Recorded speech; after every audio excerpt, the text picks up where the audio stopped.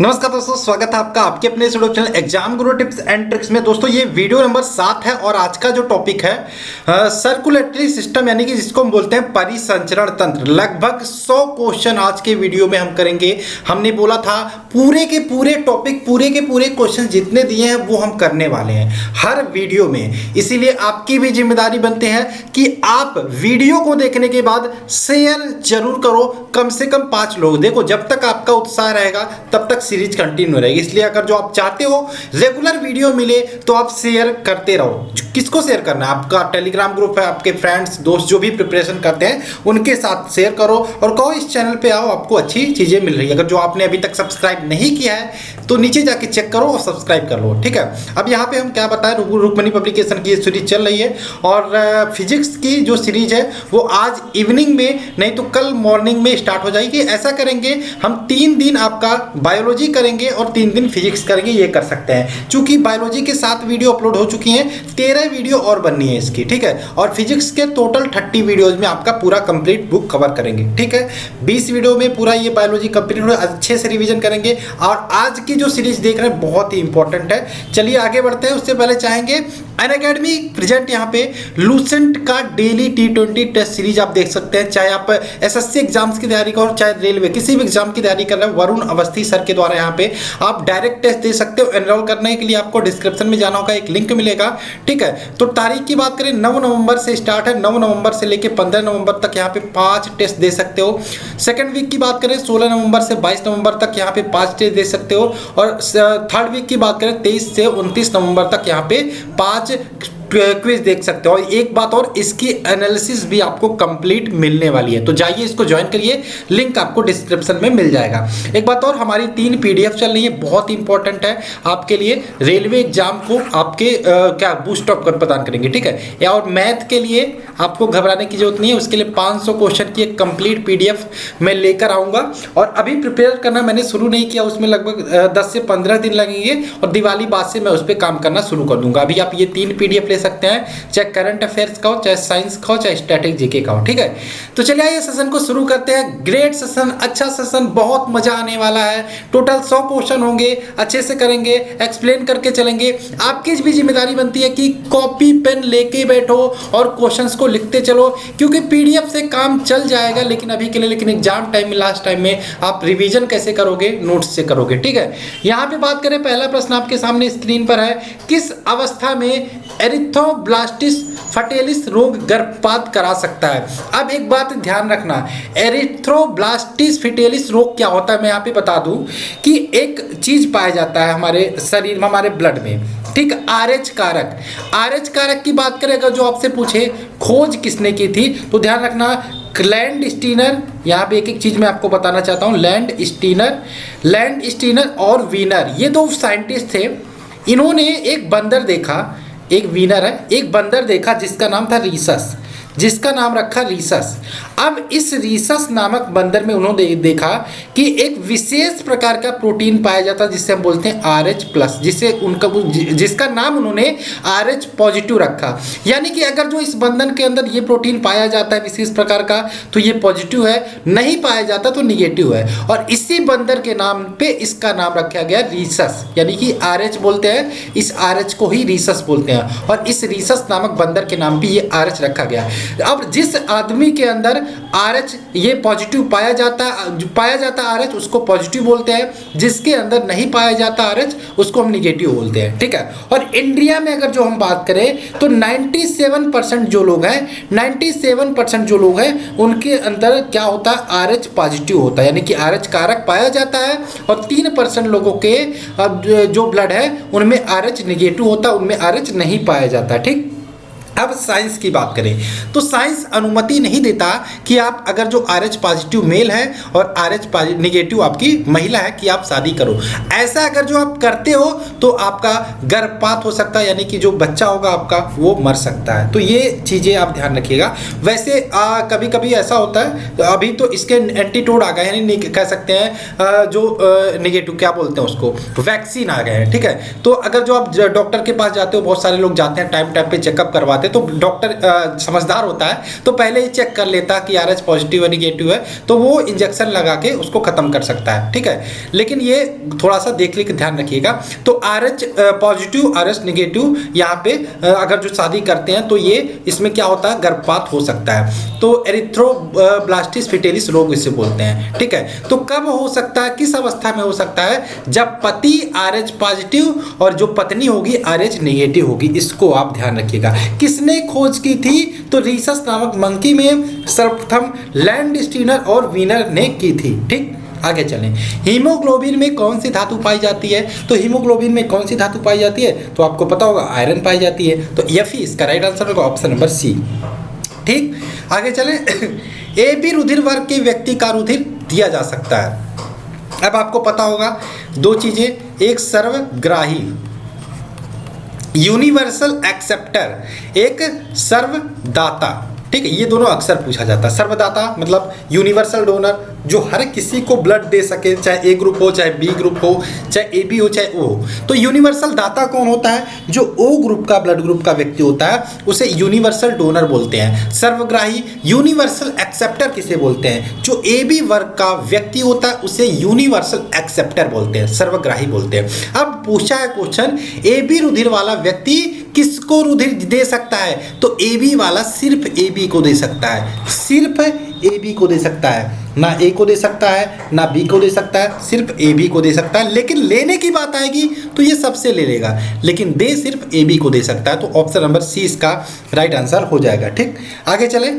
Question number 4 है, William Harvey ने किसकी खोज की थी, तो विलियम हार्वे की बात करें, रक्त परिसंचरण की खोज की थी, सर्कुलेटरी सिस्टम की खोज की थी। तो ऑप्शन नंबर C, रक्त परिसंचरण की खोज की थी विलियम हार्वे ने। आगे चले। एंटीजन है, एंटीजन क्या है, एंटीजन एंटीबॉडी के निर्माण हेतु उत्प्रेरक का कार्य करता है, ठीक है।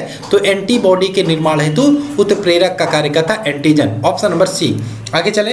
क्वेश्चन ज़्यादा है इसलिए हम थोड़ा जल्दी करेंगे, एक्सप्लेन जो इंपॉर्टेंट होगा, जो बताने लायक है वही हम करेंगे, ठीक है। क्वेश्चन है, पिता A रुधिर वर्ग और माता B रुधिर वर्ग की है, यानी कि पिता, आप शादी होती है आपकी और आप A रुधिर वर्ग के हो, आपकी पत्नी है वो B रुधिर वर्ग की है, तो आपकी जो संतान होगी उसमें कौन सा रुधिर वर्ग संभव हो सकता है। अगर जो A है और B है तो A भी हो सकता है, B भी हो सकता है, O भी हो सकता है, AB भी हो सकता है, यानी कि चारों में से कोई भी हो सकता है। तो ऑप्शन नंबर D इसका राइट आंसर हो सकता है। आगे चलें।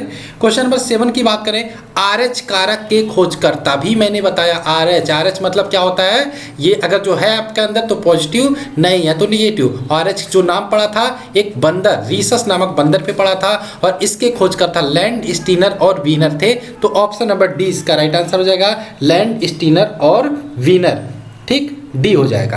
आगे चलें। क्वेश्चन नंबर 8 की बात करें, ऊंचाई पर मनुष्य में लाल रुधिर कणों की संख्या बढ़ जाती है, क्यों। अब जब ऊंचाई पे जाओगे, पहाड़ पे जाओगे तो ऑक्सीजन में कमी होगी, और जब ऑक्सीजन में कमी होगी तो RBC की संख्या बढ़ जाएगी, ठीक है। तो ऑक्सीजन में कमी होती है ऊंचाई पर जाने से, इसलिए हमारी जो RBC की संख्या होती है वो कम हो जाती है, ठीक है। सॉरी, RBC की ऑक्सीजन कम होता है और जो हमारी RBC की संख्या होती है वो हमारी बढ़ जाती है। और WBC की संख्या में क्या फर्क पड़ता है, इसका आकार बढ़ जाता है, ठीक। आगे चलें।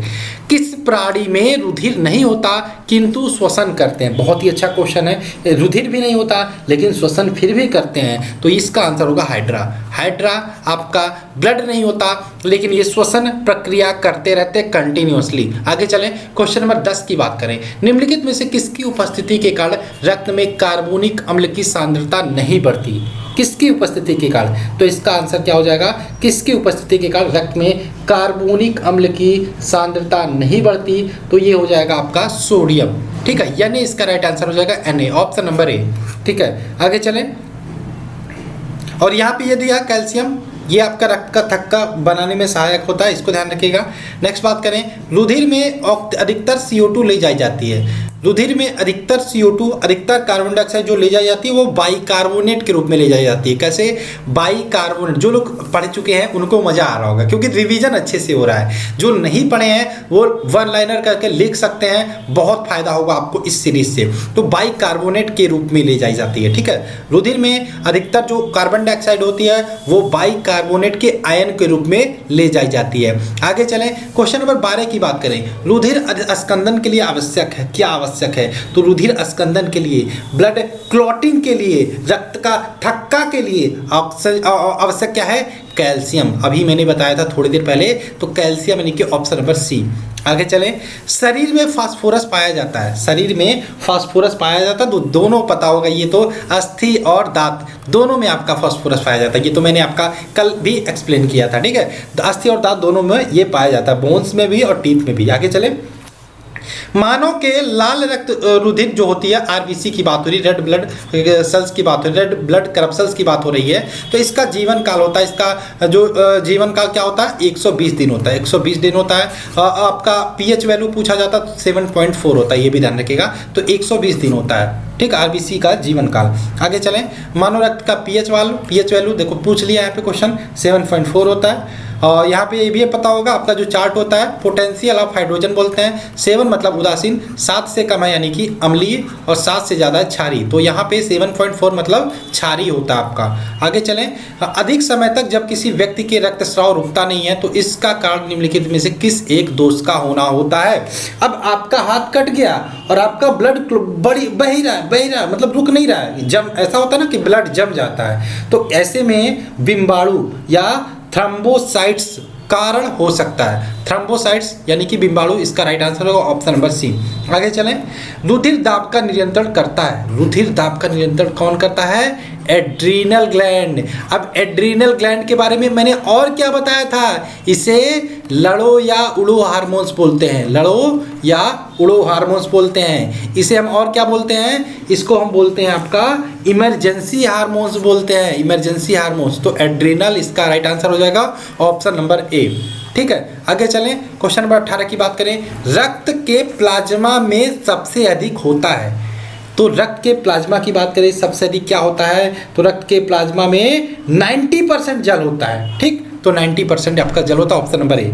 और क्या होता है? 10% में आपके प्रोटीन, फैट, मिनरल, कार्बोहाइड्रेट ये सारे आ जाते हैं। तो आपका ऑप्शन नंबर ए इसका राइट आंसर हो जाएगा। प्लाज्मा में रक्त के सबसे ज़्यादा जल होता है। आगे चलें, रुधिर में एंटी स्कंदन पदार्थ मिलाया जाता है, रुधिर में कौन सा एंटी स्कंदन पदार्थ मिलाया जाता है? तो ध्यान रखिएगा, सोडियम ऑक्जेलेट, सोडियम ऑक्जेलेट यानी कि ऑप्शन नंबर 20 का राइट आंसर होगा। आगे चले, एंटीजन होता है, एंटीजन एक प्रकार का प्रोटीन का बना होता है, ऑप्शन नंबर 20 का राइट आंसर हो जाएगा। एंटीजन एक प्रकार के प्रोटीन का बना होता है। आगे है, यदि माता पिता दोनों रंजकहीन हो, रंजकहीन मतलब इंग्लिश में बोलते हैं एल्बिनो, ठीक है, एल्बिनो।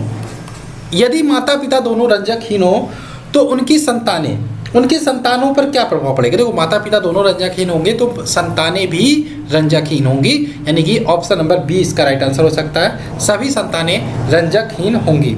आगे चलें, कौन सा विटामिन रक्त का थक्का जमाने में मदद करता है? अब रक्त का थक्का आपका कहीं पे कट गया तो आपका खून बहता थोड़ी रहेगा, थोड़ी देर बाद जम जाता है। तो विटामिन के, विटामिन की बात करें तो विटामिन के इंपॉर्टेंट है ब्लड क्लॉटिंग के लिए, रक्त का थक्का जमाने के लिए। आगे चलें, नेक्स्ट आपका है ब्लड बैंक किसे कहते हैं? देखो, ब्लड बैंक किसे कहते हैं, या फिर बोले आरबीसी का कब्रगाह, आरबीसी का कब्रिस्तान या कब्रगाह, तो ये आपका प्लीहा होता है, जिसे हम इंग्लिश में बोलते हैं स्प्लीन, स्प्लीन, ठीक है। इसे हम ब्लड बैंक भी बोलते हैं, रक्त का कब्रगाह भी बोलते हैं, आरबीसी का कब्रगाह भी बोलते हैं। तो स्प्लीन यानी कि आपका जो प्लीहा होता है, हिंदी में प्लीहा बोलते हैं, यही आपका राइट आंसर होगा, ऑप्शन नंबर ए। आगे चलें, क्वेश्चन नंबर 13 की बात करें, पेस मेकर का संबंध किससे है? तो पेस मेकर का संबंध आपका हृदय से होता है। क्या? हृदय से होता है, ठीक है। ये हृदय की धड़कन को नियमित किया रहता है, ठीक है, नियमित करता है। आगे चलें, एंटीबॉडी मुख्यतः एक पदार्थ है, तो एंटीबॉडी किसका एक पदार्थ है? तो एंटीबॉडी किसके बने होते हैं? ये तो मैंने बताया आपको, प्रोटीन के बने होते हैं। और एंटीबॉडी हमारे शरीर की रक्षा भी बीमारियों से करते हैं, तो ये प्रोटीन इसका राइट आंसर हो जाएगा, ऑप्शन नंबर ए, ठीक है। एंटीबॉडी का काम क्या होता है? हमारे शरीर की बीमारियों से रक्षा करना। आगे वह पदार्थ जिसकी कमी से डिहाइड्रेशन होता है। तो जल से होता है, तो जल से भी होता है लेकिन खनिज मुख्यतः होता है, ठीक है। खनिज लवण की कमी से हमारे शरीर में डिहाइड्रेशन होता है, और इसका डिहाइड्रेशन होता है तो क्या दिया जाता है, ORS का घोल दिया जाता है या चीनी पानी का घोल दिया जाता है, ठीक।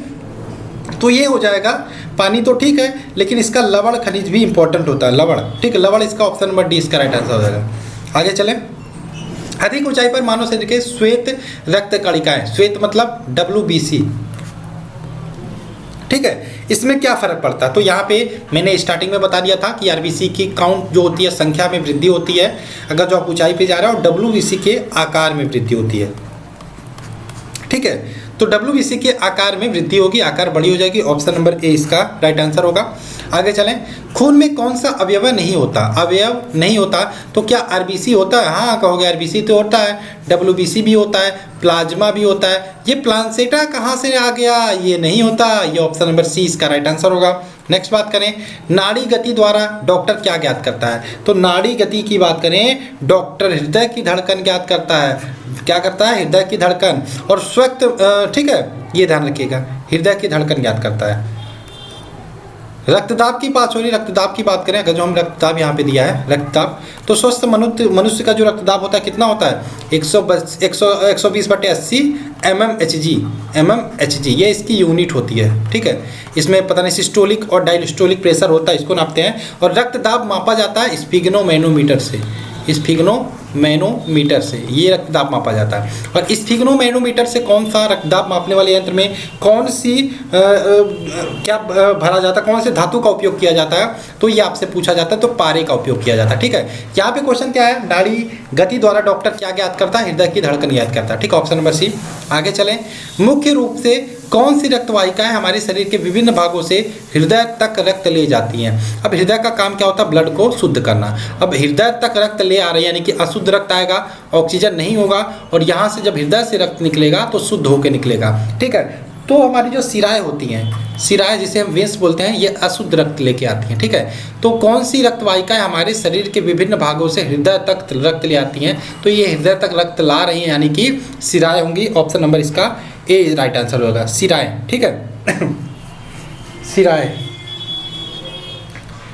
और यहाँ पे बात करें, और यहाँ पे जो रक्त निकल रहा है हृदय से, ये आपका शुद्ध रक्त निकल रहा है, यानी कि ऑक्सीजन युक्त रक्त, और ये कौन सा होगा, धमनी, ठीक है। और इसी में अगर जो आपका पल्मोनरी सिरा दे दे, पल्मोनरी सिरा या फुफ्फुस सिरा या फुफ्फुस धमनी दे दे, तो इसका उल्टा हो जाता है, यानी कि जो पल्मोनरी सिरा होता है वो आपका ये अशुद्ध रक्त ला रहा है, लेकिन पल्मोनरी सिरा शुद्ध रक्त का प्रवाह करता है, ठीक है। और पल्मोनरी धमनी की बात करें, वो अशुद्ध रक्त का प्रवाह करता है। ये थोड़ी क्या अपवाद होते हैं, ठीक है, इसको ध्यान रखिएगा। आगे चले।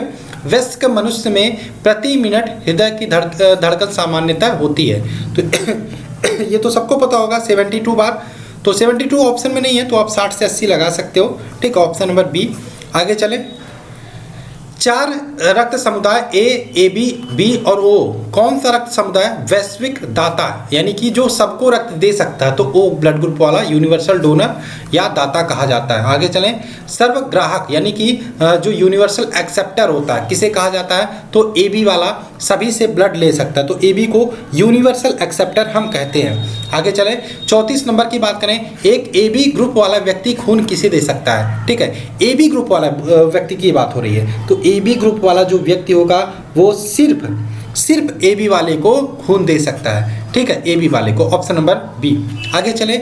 मानव शरीर में रक्त में से अशुद्धियों को छानकर अलग करता है, कौन रक्तियों में से अशुद्धियों को छानकर अलग करता है, तो हमारा किडनी हो गया, हमारा वृक्क हो गया, हमारा गुर्दा हो गया, तो ऑप्शन नंबर सी, ठीक, ऑप्शन नंबर सी इसका राइट आंसर होगा। आगे चले।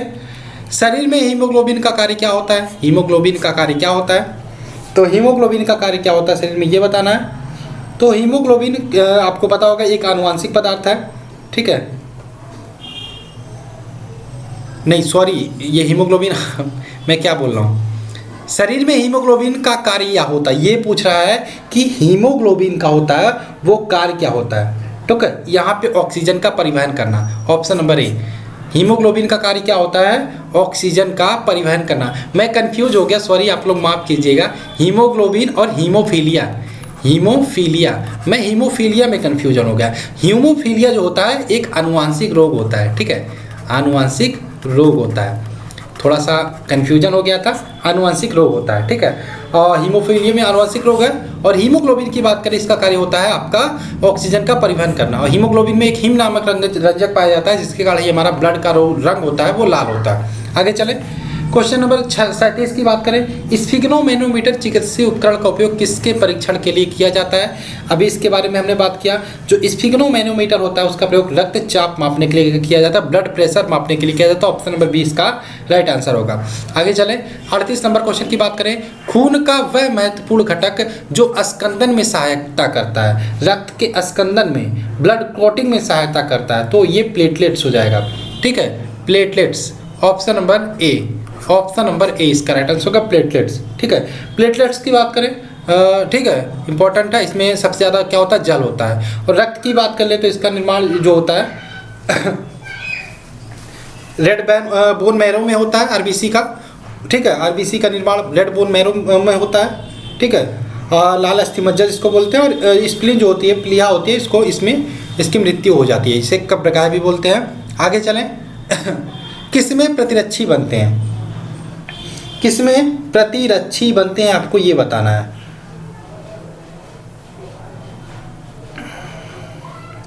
तो यहाँ पे ध्यान रखिएगा, जो प्रतिरक्षी होते हैं वो रेड बोन मैरो में, यानी कि लाल अस्थि मज्जा में बनते हैं। किसमें? लाल अस्थि मज्जा रेड बोन मैरो में बनते हैं, ठीक है। प्रतिरक्षा का काम क्या होता है? ये हमारे शरीर को बीमारियों से रक्षा करते हैं। यह किसका बना होता है? प्रोटीन का बना होता है। हीमोग्लोबिन में उपस्थित होता है। हीमोग्लोबिन में मुख्यतः क्या उपस्थित होता है? तो हीमोग्लोबिन में ध्यान रखिएगा आयरन उपस्थित होता है। ऑप्शन नंबर 20 का राइट आंसर हो जाएगा आयरन, ठीक, आयरन उपस्थित होता है।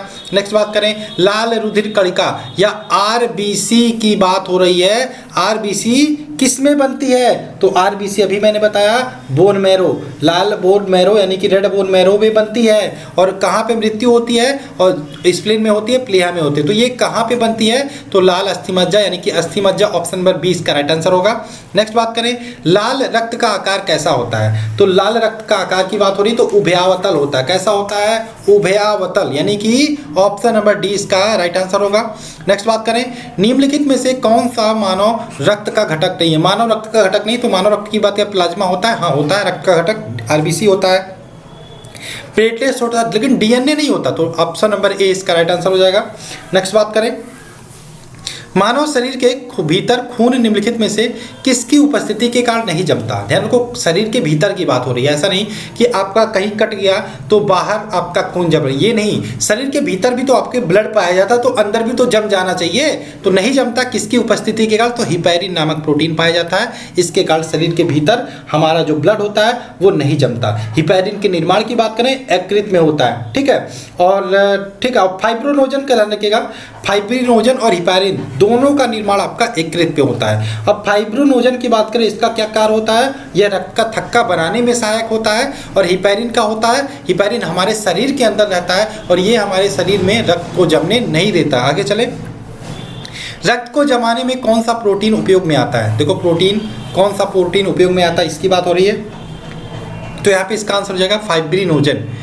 फाइब्रिनोजन रक्त का थक्का, रक्त को जमाने में कार्य करता है, ठीक है। प्रोटीन, रक्त को जमाने में कौन सा प्रोटीन उपयोग में आता है? तो फाइब्रिनोजन इसका राइट आंसर हो जाएगा, ठीक। आगे चलें, एक वयस्क मनुष्य में रक्त की औसत मात्रा कितनी होती है? तो वयस्क मनुष्य में लगभग शरीर के बाहर का 7% होता है, 5 से 6 लीटर कह सकते हो, ऑप्शन नंबर सी। आगे चलें, रुधिराणु को कितने प्रतिशत लाल रक्त कणिकाएं होती हैं? जो रुधिराणु होता है उसका कितने प्रतिशत लाल रक्त कणिकाएं होती है? तो 90%, यानी कि ऑप्शन नंबर सी। आगे चलें, निम्न में से किस पदार्थ को लगाने से रक्त का बहना रुक जाता है? तो ये तो सबको पता होगा, मैंने ये 2-3 बार क्वेश्चन करा है। तो फेरिक क्लोराइड इसका राइट आंसर होगा, फेरिक क्लोराइड को। सोडियम क्लोराइड क्या होता है? साधारण नमक होता है, ये तो सबको पता होगा, साधारण नमक। तो किसको लगाने से रक्त का बहना रुक जाता है? तो फेरिक क्लोराइड, यानी कि ऑप्शन नंबर सी इसका राइट आंसर हो जाएगा। आगे चलें, नेक्स्ट क्वेश्चन की बात करें, हृदय का काम होता है, हृदय का काम क्या होता है? तो हृदय का काम होता है आपका ऊतकों को ऑक्सीजन पहुंचाना, या ऊतकों से कार्बन डाइऑक्साइड ले जाना, या फिर आपका है रुधिर को शरीर के विभिन्न अंगों में पंप करना। तो ऑप्शन नंबर डी इसका राइट आंसर हो जाएगा। हृदय का कार्य होता है रुधिर को शरीर के विभिन्न अंगों में पंप करना। आगे चले, चोट लगने पर रक्त स्राव को रोकने के लिए एवं रक्त को जमने में कौन सा तत्व सहायता करता है? तो ये ध्यान रखिए, थ्रोम्बोसाइट सहायता करता है। ठीक है, थ्रोम्बोसाइट सहायता करता है अगर जो आपका कहीं कट उठ गया तो आपका रक्त जमने में। आगे चलें, लाल रक्त कणिकाओं में कौन सा तत्व ऑक्सीजन एवं कार्बन डाइऑक्साइड के वाहक का कार्य करता है? आरबीसी में कौन सा तत्व ऑक्सीजन और कार्बन डाइऑक्साइड के वाहक का कार्य करता है? तो ये करता है haemoglobin, option number D, haemoglobin वाहक का कार्य करता है। आगे चलें, हृदय के ऊपरी चैम्बर को कहते हैं, तो हृदय के ऊपरी चैम्बर को क्या कहते हैं? आलिंद बोलते हैं। ठीक है, आलिंद,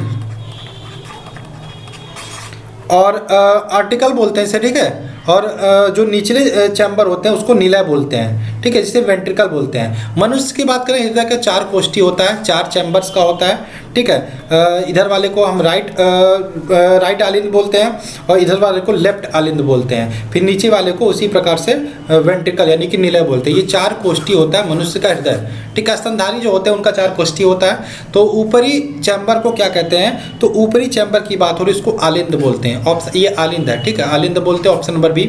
आगे बात करें, जोग अपने शिकार से लगातार रक्त धारा प्राप्त करता है और उसमें उड़ेल देता है। अब इसमें उड़ेलता क्यों है? उड़ेलता है आपका हीरोडिन, हीरोडिन उड़ेल देता है। ठीक है, हीरोडिन की बात करें, ये क्यों उड़ेलता है? अब आपका शरीर कहीं कट जाता है तो वहाँ पे ब्लड थोड़ी देर में जमने लगता है। अब हीरोडिन जब उड़ेल देता तो ब्लड जमता नहीं और लगातार वो खून चूसता रहता है, जोग। तो हीरोडिन इसका राइट आंसर होगा। नेक्स्ट बात करें, कोई भी प्रकार का रक्त वाला व्यक्ति किसी आकस्मिक संकट में किस प्रकार के रक्त वाले, अब देखो बी प्रकार वाला व्यक्ति, आकस्मिक संकट की बात हो रही है। अब बी प्रकार वाला व्यक्ति ओ से रुधिर ले सकता है और आपका ए से बी से ले सकता है। और आकस्मिक दशा में देखो बी से लेगा या ए, बी या ए दिया है तो इसमें थोड़ा सा कंफ्यूजन होगी कि बी और ए कैसे होगा। ठीक है, तो आप ध्यान रख लो, इसमें ए बी से ले लेगा और बी से ले लेगा, तो ऑप्शन नंबर डी इसका राइट आंसर हो जाएगा। ठीक है, ओ से तो ले सकता है लेकिन ए से नहीं ले सकता। ठीक है, ये गलत हो जाएगा। ए बी से ले सकता, ए से नहीं ले सकता, ये भी गलत, ये भी गलत, तो ए बी या बी, ये हो जाएगा ऑप्शन नंबर डी। आगे बात करें, किस शारीरिक प्रक्रम में थ्रोम्बिन का संबंध है? किस शारीरिक प्रक्रम में थ्रोम्बिन का संबंध है? तो थ्रोम्बिन का संबंध है ब्लड क्लॉटिंग से, रक्त जमाव से, ऑप्शन नंबर 20 का राइट आंसर हो जाएगा। आगे बात करें 56 की बात करें, दिल का दौरा किस कारण से होता है? दिल का दौरा किस कारण से होता है? तो ध्यान रखिएगा, हृदय में रक्त की आपूर्ति की कमी हो जाएगी तब आपका दिल का दौरा पड़ सकता है। ठीक है, हृदय में रक्त की आपूर्ति कमी होने के कारण दिल का दौरा पड़ सकता है, ऑप्शन नंबर सी इसका राइट आंसर होगा। ठीक, आगे चलें, बहुत सारे लोग बोलते हैं टेंशन के कारण ये कारण वो कारण। ठीक है, तो कुल मिला के साइंस ही है, सब कुछ है। आगे बात करें, एक वयस्क पुरुष के लिए सामान्य हीमोग्लोबिन की मात्रा प्रति 100 ml में कितनी होती है? तो 100 ml की बात करें 14.5 ग्राम, 14.5 ग्राम होती है हीमोग्लोबिन की सामान्य मात्रा, ऑप्शन नंबर डी। आगे बात करें, आरबीसी वायु शोषण नहीं करता क्योंकि उसमें नहीं होते हैं। देखो आरबीसी शोषण नहीं करता, क्यों? इसका रीजन है क्योंकि उसमें माइटोकॉन्ड्रिया ये सूत्र कणिकाएं नहीं पाई जाती, इस कारण से आरबीसी वायु में शोषण नहीं करता। आगे बात करें, निम्न में से किसको हृदय का प्रारंभिक पेसमेकर कहा जाता है? तो हृदय का प्रारंभिक पेसमेकर किसको कहा जाता है? पेसमेकर का कार्य क्या होता है? हृदय को लगातार जो धड़कती रहते हैं उसको धड़काते रहना। ठीक है, तो किसको कहा जाता है? एस ए नोड को, एस ए नोड यानी कि ऑप्शन नंबर ए, इसको बोलते हैं एस ए नोड, इसको हृदय का प्रारंभिक पेसमेकर कहा जाता है। आगे बात करें, क्वेश्चन नंबर 60 है, निम्नलिखित में से कौन सा एंजाइम रक्त का थक्का बनने में सहायक होता है? एंजाइम की बात हो रही है तो ट्रिप्सिन जो एंजाइम होता है वो रक्त का थक्का जमने में सहायक होता है, ऑप्शन नंबर डी। ट्रिप्सिन जो एंजाइम होता है वो रक्त का थक्का बनाने में सहायता करता है। आगे बात करें, हृदय की आच्छादी झिल्ली को कहते हैं। आच्छादी झिल्ली मतलब कोई भी आवरण होता है उसका एक सुरक्षा आवरण होता है, तो हृदय का जो सुरक्षा आवरण होता है सबसे बाहर का उसे हृदय आवरण बोलते हैं, लेकिन ये मुझे नहीं लगता हृदय आवरण आएगा। इंग्लिश में आप ध्यान रखिएगा, क्या बोलते हैं? पेरिकार्डियम, पेरिकार्डियम बोलते हैं। ठीक है, पेरिकार्डियम। आगे बात करें, निम्नलिखित प्राणियों में से किसमें खुला परिसंचरण तंत्र पाया जाता है? खुला परिसंचरण तंत्र, तो झींगा ध्यान रखिएगा, झींगा में आपका खुला परिसंचरण तंत्र पाया जाता है। आगे बात करें, निम्नलिखित में से किसकी उपस्थिति के कारण रक्त वाहिका में बहते समय रक्त का थक्का नहीं जमता? रक्त वाहिका मतलब शरीर के अंदर बहते समय रक्त नहीं जमता, इसकी बात हो रही है। तो ये आपको बताना है किसकी उपस्थिति के कारण रक्त वाहिका में बहते समय रक्त नहीं जमता। तो इसका आंसर हो जाएगा आपका हिपैरिन, हिपैरिन मैंने बोला था। ठीक है, हिपैरिन। तो हेपेरिन दिया नहीं, एक्रिथिन इसका राइट आंसर हिंदी है। हेपेरिन को हिम एक्रिथिन ही बोलते हैं, ठीक है। आगे बात करें नेक्स्ट हमारा हीरोडिन की बात करें। ये आपका हीरोडिन है, ये मैंने बताया था आपको, जो होता है हमारे शरीर से ब्लड चूसते समय हमारे शरीर में उड़ेल लेता है, जिसके कारण आपका ब्लड भी नहीं जमता, ठीक। आगे बात करें हृदय वंचित है, किससे वंचित है आपका हृदय? तो हृदय आपका जो किससे वंचित है? ऐच्छिक पेशी से। हृदय में ऐच्छिक पेशी नहीं पाई जाती है। ऐच्छिक पेशी क्या होता है? जो अपनी इच्छा अनुसार कार्य करता है, ठीक है। तो हृदय एक ऐसा ठीक है अंग है जिसमें आपकी ऐच्छिक पेशी नहीं पाई जाती। आगे बात करें मानव शरीर में रक्त के परिसंचरण की खोज किसने की थी? तो रक्त परिसंचरण की खोज किसने की थी? विलियम हार्वे ने। किसने की थी? विलियम हार्वे ने, यानी कि ऑप्शन नंबर सी। आगे बात करें मानव हृदय में प्रकोष्ठों की संख्या कितनी होती है? इसके बारे में हमने देखा था 4 होती है। कितनी होती है? 4 होती है। मछली की बात करें, मछली में कितनी होती है? इसमें संख्या 2 होती है। और मेढक की बात करें, गिरगिट की बात करें, सांप की बात करें, छिपकली की बात करें, तो इनमें 3 कोष्ठी हृदय पाए जाते हैं। आगे बात करें सबसे बड़ा श्वेत रुधिराणु है, सबसे बड़ा WBC सबसे बड़ा कौन सा है? लिम्फोसाइट। क्या होता है? लिम्फोसाइट, ठीक है। तो लसिकाणु या लिम्फोसाइट ऑप्शन नंबर ए इसका राइट आंसर हो जाएगा, लिम्फोसाइट, ठीक है। आगे बात करें पुरानी और नष्ट प्राय लाल रक्त कणिकाएं कहाँ नष्ट होती हैं? तो कब्रकाय किसको बोलते हैं? RBC का, तो बोलते हैं आपका प्लीहा या स्प्लीन को, यानी कि ऑप्शन नंबर डी इसका राइट आंसर हो जाएगा, ठीक है। आगे बात करें क्वेश्चन है वह परिस्थिति जिनमें रक्त में ग्लूकोज की मात्रा बहुत कम होती है, वह परिस्थिति जिसमें रक्त में ग्लूकोज की मात्रा बहुत कम होती है उसको क्या कहते हैं? तो उसको बोलते हैं आपका हाइपोग्लाइसीमिया। क्या बोलते हैं? हाइपोग्लाइसीमिया, यानी कि ऑप्शन नंबर डी। आगे बात करें क्वेश्चन नंबर 70 है रक्त समूहों की खोज किसने की थी? तो रक्त समूहों की बात हो रही है, इसकी खोज की थी लैंडस्टीनर ने, ऑप्शन नंबर ए, ठीक है। और रुधिर परिसंचरण तंत्र की बात करें तो विलियम हार्वे ने की थी। आगे बात करें क्वेश्चन नंबर 71 है हृदय के लिए सबसे अधिक लाभदायक खाद्य तेल कौन सा माना जाता है? देखो ज़्यादा क्वेश्चन हो जाते हैं तो मुझे भी दिक्कत होने लगती है। अभी तो 150 क्वेश्चन पड़े हैं एक टॉपिक में, उसको भी हम एक ही वीडियो में करेंगे। क्वेश्चन आपका हृदय के लिए सबसे अधिक लाभदायक खाद्य तेल कौन सा है? तो ध्यान रखिएगा जो ऑलिव ऑयल होता है, जैतून का तेल होता है, ये सबसे अधिक लाभदायक होता है। आपकी जी जिम्मेदारी बनती है शेयर जरूर करें सेशन को, ठीक। ब्लड कैंसर को आमतौर पर किस नाम से जाना जाता है? तो ब्लड कैंसर की जब भी बात की जाए तो ध्यान रखिएगा उसे हम ल्यूकेमिया बोलते हैं, ल्यूकेमिया, यानी कि ऑप्शन नंबर बी। आगे बात करें क्वेश्चन नंबर 73 है धमनियाँ रक्त का वहन करती हैं जो कि भरी होती हैं। तो धमनियाँ जो रक्त का वहन करती हैं एक प्रकार के से शुद्ध रक्त होता है, और शुद्ध रक्त की बात करें तो आपका ऑक्सीजन युक्त होता है, तो ऑक्सीजन से भरी होती है, यानी कि ऑप्शन नंबर ए इसका राइट आंसर हो जाएगा, ठीक है, ऑक्सीजन, ठीक है। आगे चलें दुनिया का पहला मानव हृदय प्रत्यारोपण, तो हृदय प्रत्यारोपण की जब भी बात की जाती है तो क्रिश्चियन बर्नार्डे का नाम बहुत इंपॉर्टेंट है और कई बार ये क्वेश्चन पूछा गया। तो सबसे पहला सफल हृदय प्रत्यारोपण की बात करें तो क्रिश्चियन बर्नार्ड ने किया था, ऑप्शन नंबर बी। आगे बात करें निम्नलिखित में से कौन सा अशुद्ध रक्त संचार करता है? अशुद्ध रक्त, अब अशुद्ध रक्त संचार करता है आपका सिरा करता है, और शुद्ध रक्त करता है आपका, शुद्ध रक्त की बात करें तो धमनी करता है। लेकिन इसी में अगर जो आपका सिरा की बात की हम पल्मोनरी सिरा बोल दें तो ये आपका शुद्ध रक्त का संचार करता है, पल्मोनरी धमनी या फुफ्फुस धमनी बोल दें तो आपका ये अशुद्ध रक्त का संचार करता है, ठीक है। तो क्या है निम्नलिखित में से अशुद्ध रक्त का संचार कौन करता है? तो पल्मोनरी धमनी, ऑप्शन नंबर सी इसका राइट आंसर हो जाएगा, ठीक है, जिसको हम फुफ्फुस धमनी बोलते हैं। आगे बात करें मानव स्पाइनल कॉलम में हड्डियों की संख्या कितनी होती है? तो मानव स्पाइनल कॉलम में हड्डियों की संख्या 33 होती है। कितनी होती है? 33 होती है। आगे चलें क्वेश्चन नंबर 77 है रक्त में सफ़ेद रक्त कण, क्या क्वेश्चन है? रक्त में सफ़ेद रक्त कण, माफ कीजिएगा थोड़ा सा बैटरी डाउन हो रहा है, इसको मैं चार्ज लगा देता हूँ, 1 मिनट, बस 1 मिनट।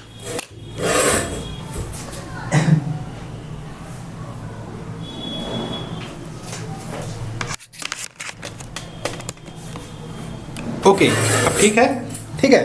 रक्त में अब आपकी भी जिम्मेदारी बनती है कि वीडियो को शेयर जरूर करो, अच्छा लग रहा हो तो, ठीक है। और इसी तरीके से हम पूरे सेशन को करेंगे, चाहे मैथ का हो, चाहे आपका फिजिक्स का हो, चाहे केमिस्ट्री का हो। तो क्वेश्चन है रक्त में सफ़ेद रक्त कण, सफ़ेद मतलब WBC, WBC क्या होता है?